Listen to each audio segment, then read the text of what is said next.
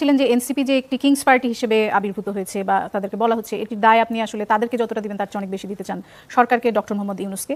এবং আমি আপনাকে বলছিলাম যে আপনি খুব অনেক ক্রিটিক্যাল সরকারের ব্যাপারে আমরা দেখি সবসময়ই, এবং সম্প্রতি আমরা দেখছি যে সুশীল সমাজ হিসেবে যাদেরকে আমরা জানি তারা সবাই সরকারের বিষয়ে অনেক বেশি ক্রিটিক্যাল হচ্ছেন। ডক্টর দেবপ্রিয় ভট্টাচার্য যেমন বলেছেন যে অন্তর্বর্তী সরকার যতদিন ক্ষমতায় থাকবে সংকট ততই গভীর হবে। স্বাধীন মালিকও একই ধরনের কথা বলেছেন যে ভালো মন্দ যেই হোক রাজনীতিবিদদেরই দেশ চালাতে হবে। এমনকি প্রফেসর আনু মোহাম্মদ তিনিও বেশ কট্টর ভাষায় সরকারের সমালোচনা করেছেন। এটার আসলে কারণটা কি যদি একটু বলেন? ওনারা কেন বলছেন সে কারণে বলতে পারবো না, আমি আমারটা বলতে পারি। এই সরকার যেদিন গঠন হলো আমি সেই দিন থেকে ক্রিটিক্যাল, কারণ ওই দিন থেকে আমার মনে হয়েছে যে এই লোকগুলি পারবে না। কোন লোকগুলি পারবে না পারবে সেটাতে বোঝার ক্ষমতা আছে ভাই আমার। আমি এই দেশে 36 বছর ধরে সাংবাদিকতাই করি। কেন আপনার মনে হলো যে এই লোকগুলিকে চিনি আমি, ম্যাক্সিমাম লোকগুলিকে আমি চিনি।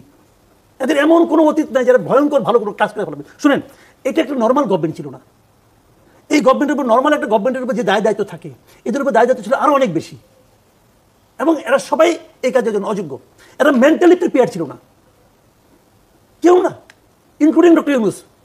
এরা মেন্টালি প্রিপেয়ার ছিল না। ইউনূস সাহেব যদি মেন্টালি প্রিপেয়ার থাকতো তাহলে ফ্রান্সের ওই সময় ডাক্তারের কাছে যেত নাকি অপারেশন করার জন্য? উনি মেন্টালি প্রিপেয়ার ছিলেন না। একটা অপ্রস্তুত লোক চাই না আপনি বসাই দিয়েছেন চেয়ারে যুদ্ধক্ষেত্রে, এবং এটা বিশাল যুদ্ধ।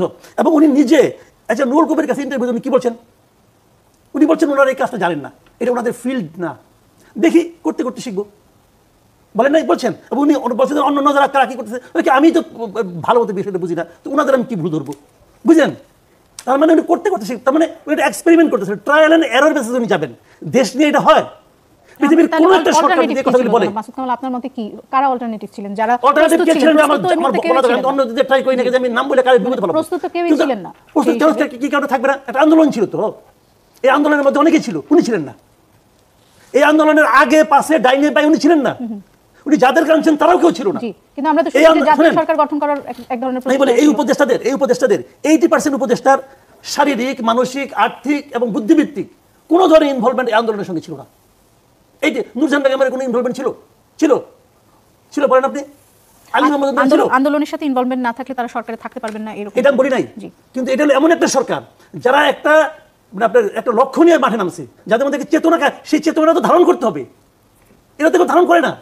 এই জিনিস আমি যে কথা বলছিলাম আপনাকে সেটা যে দেখেন কতগুলি, যে আমি ওই প্রসঙ্গের আগে আসি যে কেন উনি এত বড় ক্ষতিটা করলেন। উনি কিন্তু ক্ষতি খালি স্টুডেন্টদের করেন নাই, জাতিকে ক্ষতিগ্রস্ত করছেন। কোথায় সেটা আমি বলি, এদেরকে বিতর্কিত করে দিয়েছে। দেখেন উনি আসলে কার লোক বলেন তো? উনি হলো পশ্চিমা বিশ্বের লোক, এবং পশ্চিমা বিশ্বের সবচেয়ে ভয় পায় কি?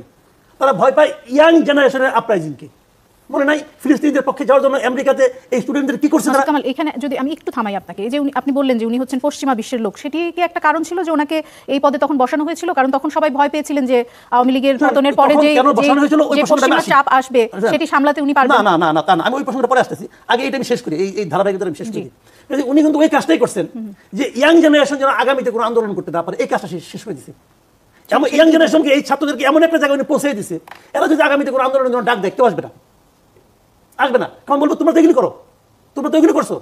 দেখেন রিয়াদের যে এনসিপির কথা বলছেন নাকি সব তরুণ, সামগ্রিকভাবে তরুণ প্রজন্মের কথা বলছেন? উনি তরুণ প্রজন্মকে নষ্ট করেছেন। আমি আরেকটা এক্সাম্পল, দেখেন এই গভর্নমেন্ট ক্ষমতা নেওয়ার পরে প্রথমে আমি বলছিলাম, তখন আমি মনে করতাম যে ইউনূস সাহেবের মধ্যে একটা শুভ ইচ্ছা আকাঙ্ক্ষা আছে। তখন আমি বলছিলাম আপনি দুইজন স্টুডেন্টকে আপনার উপদেষ্টা পরিষদে নিয়ে ভুল করছেন। অনেকে মনে করছে যে আমি তাদের যোগ্যতা এবং মেধা নিয়ে প্রশ্ন করছি। না, তা করি নাই। কিন্তু আমি যেটা করছি সেটা হলো এটা করার মাধ্যমে সারা দেশের যে ঐক্যবদ্ধ তরুণ সমাজ ছিল এদের ঐক্যটাকে উনি নষ্ট করে দিয়েছেন। অনেককে বলতে শুনছে, আমাকে বলছে ওদেরকে কিভাবে নির্বাচন করলো, কোন যোগ্যতায় নির্বাচন করলো, আমি নই কেন? এই প্রশ্নটা অনেকের মনে ছিল। কেন আপনি ঢাকা ইউনিভার্সিটি থেকে 2টা স্টুডেন্ট কিনলেন? ঢাকা ইউনিভার্সিটিকে সবচেয়ে বেশি ওদেরকে 1 লাখ স্টুডেন্ট মারা গেছে। ঢাকা ইউনিভার্সিটি কেউ মারা যায় নাই। পাবলিক ইউনিভার্সিটি আপনি কেন নিলেন না? প্রাইভেট ইউনিভার্সিটি কেন নিলেন না? কোনো যুক্তি নেই। এই সমস্ত প্রশ্ন উঠবে এটা উনি জানেন। যিনি এই কাজটা করছেন ঐক্যটাকে ভেঙে দিয়েছেন। ভেঙে দেওয়ার ফলে কি হয়েছে? কেউ মন্ত্রী হয়েছে, অন্যরা যারা মন্ত্রী হতে পারে নাই তারা বলতে আমি মন্ত্রণালয়ে যাই, যে আমি তদবির করি। কেউ ভাবছে মন্ত্রণালয়ের মধ্যে যাওয়ার সুযোগ নাই, আমি আমার এলাকায় থাকি, এখানে আমি এই কাজগুলি করি, তদবির করি। শুরু হয়ে গেছে। যারা তদবির করতে পারছে তারা টাকা পাইছে, যারা করতে পারে নাই তারা আবার নিজেদের মধ্যে একজন ঈর্ষা কাজ করছে যে আমি তো সমন্বয় হতে পারলাম না, হলে তো আমি এগুলি পারতাম। এই যে বিষয়গুলো পুরো জিনিসটাকে তছনছ করে দিচ্ছে। যদি উনি না দিতেন, না নিয়ে বলতেন তোমরা সমন্বয় একটা মিলে একটা কমিটি বানাও, তোমরা জনগণের পালসকে ফিল করবা, করে আমাদেরকে জানাবা, এবং আমরা সেটা যদি বাস্তবায়ন না করতে পারি আমাদেরকে চাপ দিবা, তোমাদের সঙ্গে আমরা প্রতি মাসে 2বার করে বসবো, তাহলে হতো একটা জিনিস। সেই কাজটা করে নাই। আপনি বলছেন যে সরকারের ছাত্রদের প্রতিনিধি নেওয়াটা একটি ভুল সিদ্ধান্ত ছিল। একদম শুরু থেকে বলতেছি, ওইটা করে কিন্তু আমরা পুরো দেশের ছাত্র ঐক্যটাকে তারা একদম ধ্বংস করে দিয়েছে। এই ছাত্ররা হতে কিন্তু সেটা পারতো কি ডক্টর মোহাম্মদ ইউনূসের সিদ্ধান্ত ছিল? অবশ্যই। উনি বুদ্ধিমান লোক, বুঝবেন না, আপনারা কাইটা চলে যাবো, আপনি বুঝবেন না। এই ভুলকে যদি এটা ধরে নেই যে এটি আমি তখন মনে করছিলাম ভুল, এটা কি উনি না বুঝে করেছেন নাকি বুঝে করেছেন? আমি তখন মনে করছিলাম না বুঝে করছেন। এখন ওনার কর্মকাণ্ড থেকে বুঝি উনি খুবই বলে না মেটিকুলাস ডিজাইন করছে, এটা ওনার মেটিকুলাস সেটা উনি কেন করবেন জানেন? এটা কেন করবেন ওনাকে জিজ্ঞেস করেন, আমি কেমন করবো? আপনি তো বলছেন উনি বুঝে করেছেন। আপনার এই ধারণার পিছনে কোনো কারণ আছে? আমি তো বলছি এটা পশ্চিমা বিশ্বের একটা মেটিকুলাস ডিজাইন, যে ইয়াং জেনারেশনকে শেষ করে দাও, পলিটিক্যাল পার্টিকে শেষ করে দাও। আপনাকে শুনেন, এই যে বিএনপির বিরুদ্ধে 92% বলছেন চাঁদাবাজি মারামারি হুড়াহুড়ি করে, এটা থামানোর দায়িত্ব কার? বিএনপি কি ভাই কোনো ক্যাডার ভিত্তিক করে নাকি, রাজনীতি করে নাকি? একটা বললো সবাই দাঁড়াও, সবাই দাঁড়াবে, এই পার্টি তো বিএনপির না। এটা থামানোর দায়িত্ব গভর্নমেন্টের। বিএনপিকে আপনি দায়ী করতে পারবেন তখন যখন নাকি গভর্নমেন্ট কাউকে অ্যারেস্ট করলে বিএনপি তার বিরুদ্ধে মিছিল করবে। এক্সাম্পলতে বলি, রিয়াদ এত বড় ঘটনা করছে, রিয়াদের ব্যাপারে কি এনসিপি কোনো বিবৃতি দিছে যে না তাকে অন্যায়ভাবে করা হয়েছে? দেয় নাই তো।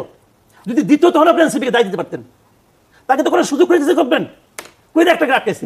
বিএনপি কি এক জায়গায় বলছে যে ওই লোকটাকে তুমি কি করে ধরলা, কি করে মারলা? ধরা দায়িত্ব কার? আমার ছিনতাই হয়ে গেল, ছিনতাই করলো মনে করেন এনসিপি লোক, আমি কি এনসিপিকে দায়ী দিব না গভর্নমেন্টকে দায়ী দিব? যে গভর্নমেন্ট কেন ছিনতাইকে আটকালো না? তো বিষয়গুলো গভর্নমেন্টের, গভর্নমেন্ট সেই দায়িত্ব পালন করছে না কেন? মানুষকে বোঝাচ্ছে যে রাজনীতিবিদরা, পলিটিক্যাল পার্টিগুলো তোমার সমস্যার সমাধান দিতে পারবে না, বিরাজনীতিকরণের একটি অংশ। That is the point. Rumin Farhan, আপনার কাছে আসতে চাই। ভয় দেখানোর একটি কথা বলা হচ্ছিল, যে 1-11 কথা যেটি আসছিল সেটিতে জনাব মাসুদ কামাল বলছিলেন যে এক ধরনের জুজুর ভয় দেখানো হচ্ছে। একই